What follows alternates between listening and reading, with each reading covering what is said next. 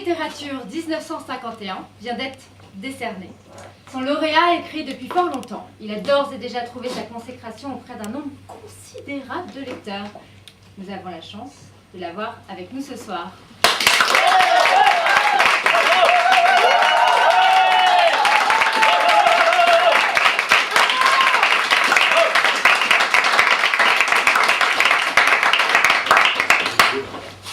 Quelques questions, monsieur. Vous êtes lu, somme toute, depuis que vous écrivez. Depuis quand écrivez-vous? Depuis que j'en ai l'occasion. Voilà. Et cependant, beaucoup de vos lecteurs vous connaissent à peine. À leur intention, j'espère que vous ne leur refuserez pas de dire quelques mots. Vous savez, tout ce que j'avais à dire a été imprimé. Ce qui est exceptionnel. Mais en dernier lieu, qu'avez-vous écrit? Ceci. Il est expressément défendu d'ouvrir les portières pendant la marche, de se pencher au dehors, d'entrer ou de sortir autrement que par les portières se situant du côté où se fait le service du train. Peut-on savoir ce qui vous a poussé à vous exprimer ainsi? Et je dis bien, je ne le sais pas moi-même. J'ai écrit ça, comme j'avais écrit à la même époque. Il est défendu de cracher sur le parquet des voitures. Naïvement. Car enfin, et sur les sièges? Ça, vous savez, à l'époque, je crois que personne n'y songeait sérieusement. Pourquoi vous dites la même année, je crois? Excusez-moi, je cite de mémoire. Toute quête ou vente d'objets quelconques est interdite dans l'enceinte du métropolitain? Parce que je le savais. Parce que je le savais. Et que je voulais que d'autres que moi le... Parce que je voulais le faire savoir à d'autres que moi. Qu'entendiez-vous à l'époque par objet quelconque? N'importe quoi. Vous n'attachez donc pas au mot quelconque un sens péjoratif? Hein? Ah oui, non, oui, non, oui, non, oui, non, oui, non, oui, non, non, non, non.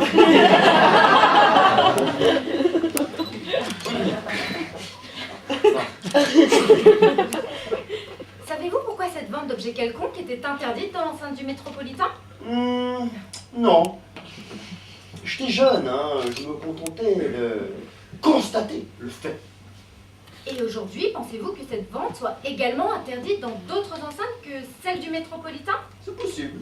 Non, c'est possible. Je n'ai pas vraiment réfléchi à la question. Vous savez, c'est des choses, il faudrait avoir plusieurs vies.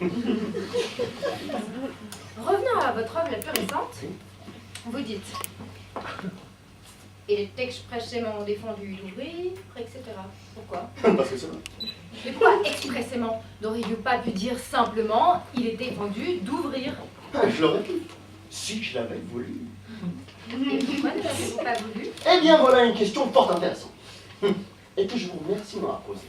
Elle va me permettre de dissiper certains malentendus, certaines erreurs d'interprétation, assez ridicules, mais il faut bien l'admettre.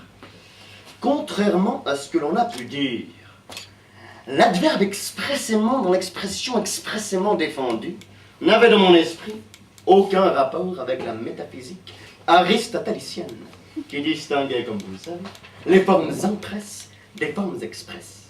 Non. Toute ressemblance entre la pensée d'Aristote et la mienne ne peut être que fortuite. Je n'ai lu aucun de ses ouvrages.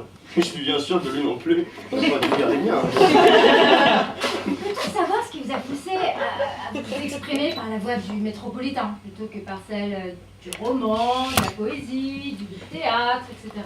Il y a des choses vraiment qu'on ne peut exprimer que par la voix du métropolitain. Et qui seraient déplacées, voire incompréhensibles dans un roman. Par exemple? Dépense de fumée. Dépense de fumée dans un roman. Il faut se mettre à la place du lecteur, enfin. Dépense de fumée dans un roman. Revenons à l'une de vos œuvres les plus connues, et au sujet de laquelle je vous avouerai, je ne suis pas très bien. Allez, ça m'amuse bien ça. La voici, je la cite de mémoire. Conservez votre titre de transport, il peut être contrôlé en cours de route et sera exigé aux accès de correspondance et à la sortie. Ça aussi.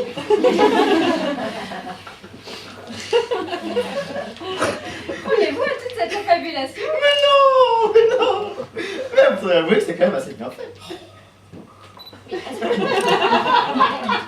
Je ne vous cacherai pas que bien des esprits vous auront reproché d'avoir écrit entre autres textes du Nord Voyageurs de boue Voyageur assis 21. Alors qu'il vous eût été si facile d'écrire le contraire. Ouais, voyageur debout 21, voyageur assis 95. D'abord, je me borne à décrire les hommes tels qu'ils sont. Et non tels qu'ils devraient être. Plutôt que cornélien, oui. Et puis je ne fais pas de politique, ça c'est... Et voilà, je pense que nous avons dit l'essentiel. Ah. D'abord, je tenais que je te dise, vous passagers debout, ne songez pas trop à profiter de votre avantage numérique pour prendre la place de vos adversaires assis.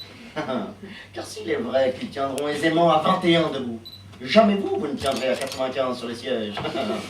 Ou alors vous y serez encore plus mal qu'avant.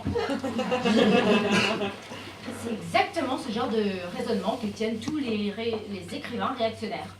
Mais je vous ai dit que je faisais pas de politique, enfin. Mais... Et ben là, je pense que Mais nous non avons dit l'essentiel. Mais non! Il y a autre chose maintenant que je veux dire. Quelque chose d'important. Hein? Et dont je veux toucher un mot. Quelque chose qui me préoccupe et au sujet duquel on m'a fait bien des reproches. Il s'agit du problème du frein de secours. Il est défendu de se servir du frein de secours sans motif plausible. Ben, vous avez lu ça aussi? Hein? Alors, qu'est-ce que vous en pensez? Honnêtement, je veux dire. Bah, je vous avouerai que c'est l'œuvre de vous qui me laisse florissant. Car enfin, qu'entendez-vous au juste par motif plausible? Vous avez mis le doigt dessus? Vous avez mis le doigt dessus, hein? Et bien moi je soutiens que tout homme peut légitimement se trouver, au moins une fois par semaine, un motif d'actionner le frein de secours.